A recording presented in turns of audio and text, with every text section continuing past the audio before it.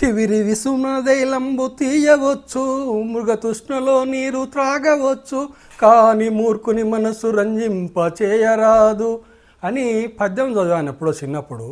దీన్ని ఇప్పుడు ఎందుకు చెప్తున్నానంటే, ఇది మూర్ఖుల మనసునే రంజింపజేయడం కాదు, మనం మామూలు మనసులను కూడా మార్చాలనుకోవడం మన అవివేకం అవుతుంది. దానికి ఉదాహరణగా చెప్పాలనుకుంటే, భగవంతుడు ఒక్కడే అని అందరం చెప్పుకుంటుంటాం.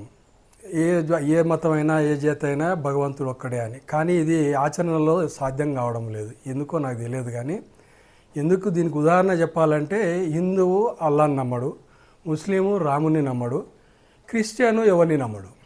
సో ఇక్కడ మనకు అర్థమవుతున్నది ఏంది, ఎవరి నమ్మకం వాళ్ళదే తప్ప ఇంకొని మాత్రం నమ్మడు. వీళ్ళని మార్చాలనుకోవడం కూడా అవివేకమే అవుతుంది.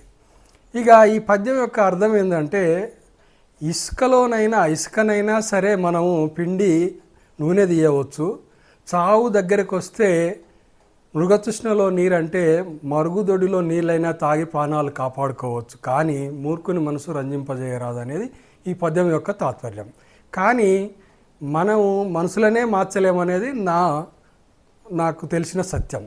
సో మీకు నచ్చితే నా ఈ వీడియో ప్లీజ్ సబ్స్క్రైబ్ చేయండి, షేర్ చేయండి, లైక్ చేయండి. Thank you very much.